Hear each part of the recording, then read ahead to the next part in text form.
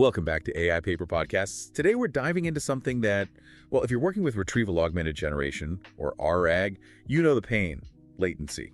Oh yeah, it's pretty much the number one blocker, isn't it? We're talking about RAG struggling to scale up for anything that needs to be fast and handle lots of users. Exactly. It's this constant battle.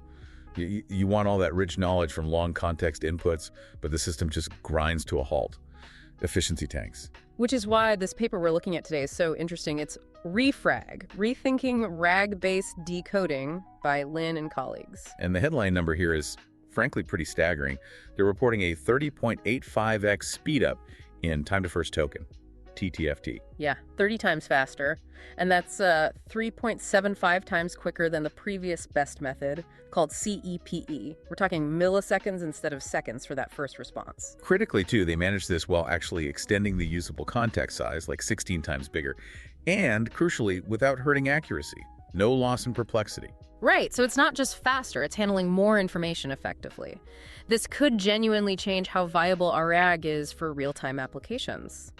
And they got there not just by brute force, but by looking inside the RAG process and spotting something inefficient. That's the key insight, really. They noticed RAG contexts have what they call attention sparsity. Think about it. You pull in maybe 10 documents, but they might not all be super relevant or parts might be repetitive. So the model's attention mechanism is spending time calculating relationships between things that, that don't really have a relationship. Lots of zeros in the attention matrix. Precisely. Most of the computations during decoding are essentially wasted effort because the retrieved stuff often isn't tightly connected semantically or it's been deduplicated. They asked, why pay, computationally speaking, for every single token if the model's going to ignore most of them anyway? Which leads straight to their solution. Refrag stands for representation for a RAG. It's a framework that kind of compresses the context, senses what's important, and then expands only that important part back out. So instead of feeding raw text tokens for all the retrieved passages, they use these pre-computed compressed things called chunk embeddings. Yeah, it's a really clever way to leverage that sparsity they identified. It makes the whole thing much more efficient. Okay, so that's the overview. Huge speed up, bigger context by exploiting sparsity. Let's maybe unpack the problem a bit more first. Why is RG specifically so vulnerable to this latency issue? Right, so we know standard LLMs get expensive with long prompts. The KV cache, the memory needed, grows linearly with the input length. That's manageable, kind of. The latency. Yeah, the latency is the killer. Time to first token, TTFT, scales quadratically with the prompt length. Double the input, quadruple the wait time for that first word. Ouch. And the time between tokens, TTIT, scales linearly, which is better, but that initial quadratic hit is what makes really long contexts impractical for low latency RAG. Exactly. And our RAG makes this even worse because of how its context is structured. You concatenate all these retrieved documents, right? You end up with this potentially massive block of text. And first, as we said, a lot of that text might be sparse or not super useful, but you're still allocating computation and memory for every single token in there. It's inefficient allocation. And you mentioned something earlier about wasted work from the retrieval step. Yes. This is almost like infuriating from an efficiency standpoint. The retrieval part, finding those documents, already does heavy lifting. It calculates vector embeddings for chunks, figures out relevant scores, maybe re-ranks them. Right, that info exists. It exists. And then in standard RAG, you just throw it all away and feed the raw text to the LLM decoder. Refrag says, hey, wait, let's actually use that pre-computed information. And the third piece was the structure of the attention itself. Yeah, the attention sparsity. They actually observed these block diagonal patterns in the attention matrices. That means chunks from different retrieved documents often don't attend to each other much at all. Most of the cross-attention is zero. So computation is being spent calculating nothing, basically. Pretty much. It's calculating zero-value attention scores between unrelated pieces of text. That blocky structure is the inefficiency Refrag is designed to exploit. Okay, that paints a clear picture of the problem. So the core idea of Refrag is compression. Let's get into the architecture.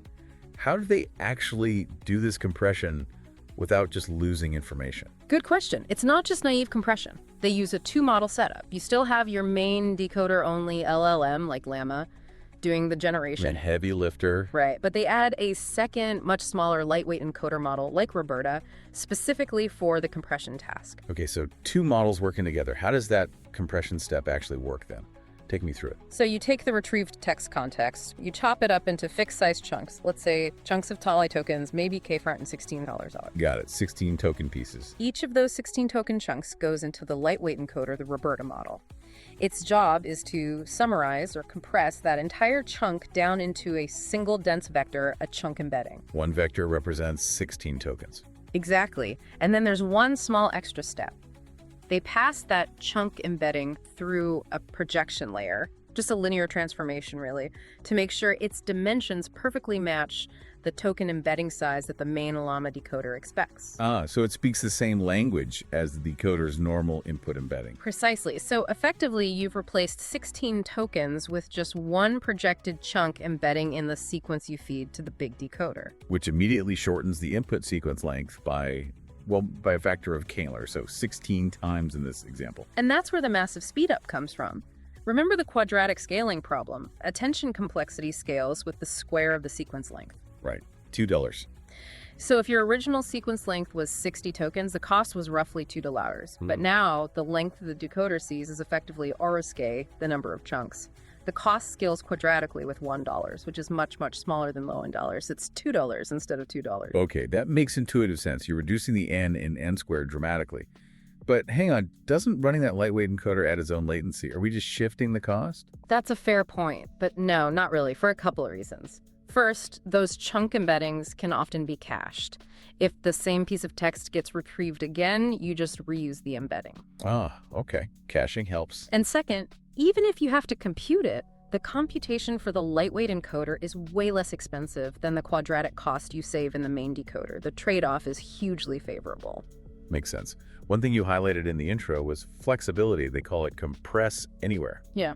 How does that differ from older methods? All right, so some previous approaches, like CEPE, were pretty much limited to compressing only the initial static part of the prompt, like the system message or instructions, the prefix. Okay. But Refrag can handle compression anywhere in the sequence. This is super important for real-world stuff like multi-turn chat or AI agents. Why is that? Because in a conversation, the context isn't static.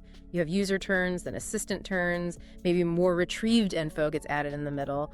The context is dynamic. You need to be able to compress historical turns or retrieve docs wherever they appear, not just at the very beginning. Refrag maintains that full autoregressive capability. Got it. So it can handle the dynamic nature of ongoing interactions. Okay, we have this mechanism to compress chunks into embeddings, but the big LLM, in this case, wasn't trained on these weird chunk embeddings. How do you teach it to understand this new compressed language? That's the next crucial part. The training process. They use what they call continual pre-training, or CPT. The whole goal is to get the encoder and the main decoder perfectly aligned. Aligned how? So that when the decoder generates text using the compressed context, the chunk embeddings, the output is basically identical to what it would have generated using the full, original, uncompressed text. Okay, make the compressed version behave like the original. How do they achieve that alignment? The first key phase is called the Reconstruction Task. This is really clever. They take the main Llama decoder and freeze its weights. It can't learn anything new. So Llama stays fixed. Right. Then they train only the lightweight encoder and that projection layer, the task. They feed the chunk embeddings created by the encoder into the frozen Llama, and the goal is for Llama to perfectly reconstruct the original 16 tokens that went into making that embedding. So it's like the encoder has to prove it didn't lose crucial information during compression.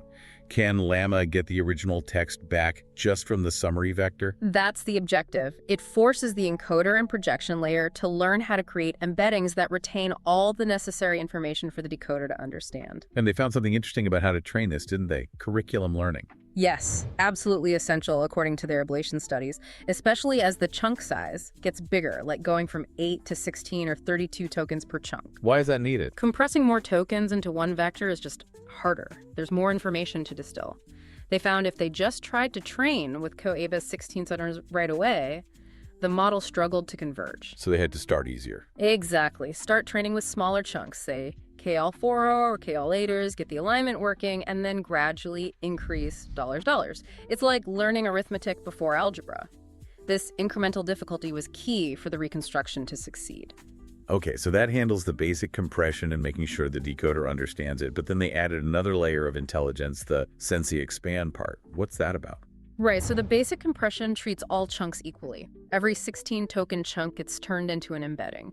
But realistically, in a RAG context with lots of retrieved documents, some chunks are way more important than others. Right? Sure. Some might contain the exact answer, others might be background noise. Precisely. So the hypothesis is maybe we don't need to compress everything. Maybe some really critical chunks should be kept in their original full token form. Okay, so how do they decide which ones? This is where they introduce a lightweight reinforcement learning, or RL policy.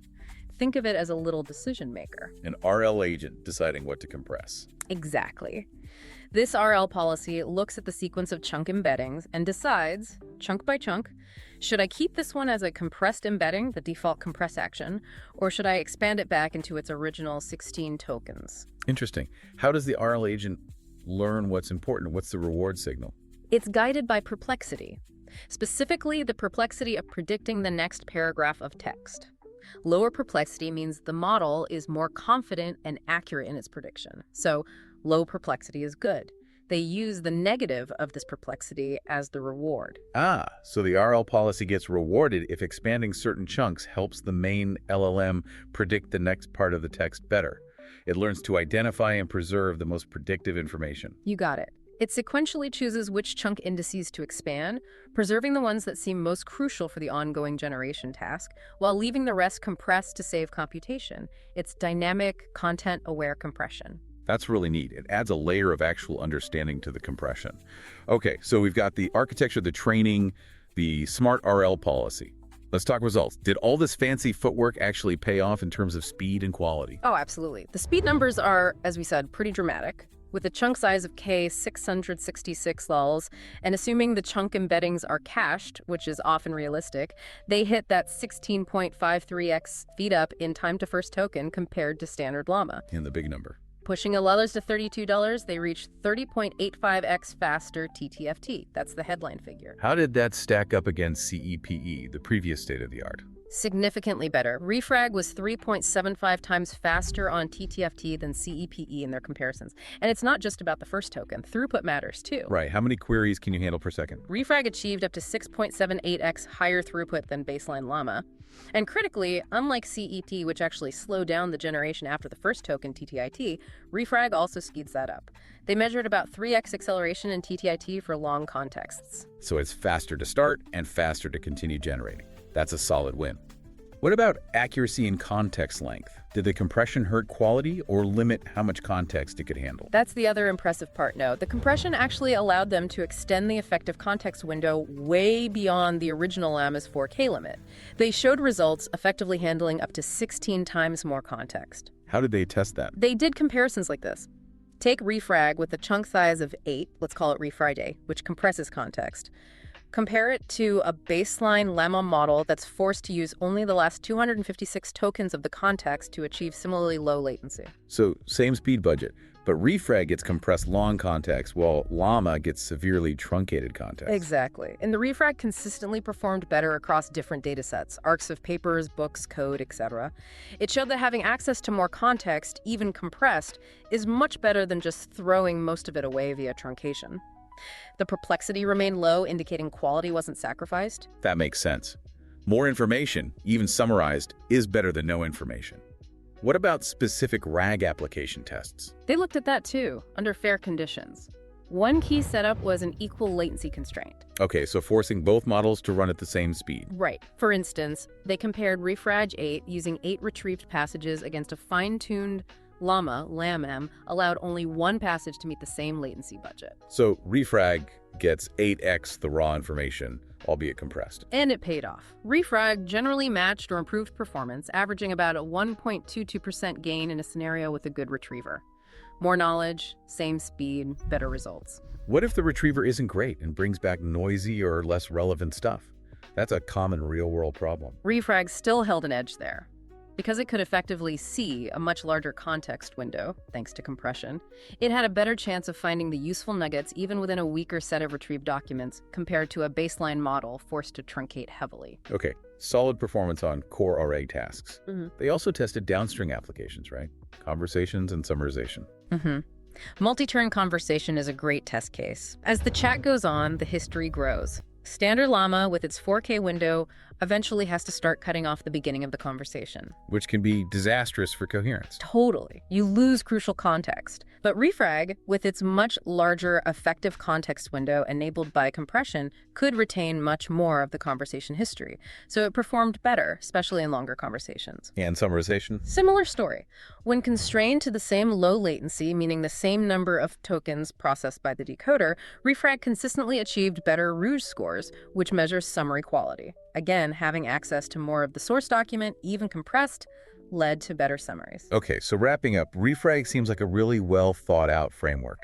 It identifies this core inefficiency in RAG attention sparsity and tackles it directly with this compress, sense, expand approach. Yeah, it's practical, it's scalable, and those speed-up numbers like 30x TTFT are genuinely transformative for making RGA viable in demanding applications. Better speed, less memory, larger context windows. It hits all the right notes. It really feels like it addresses the Achilles heel of RGA systems.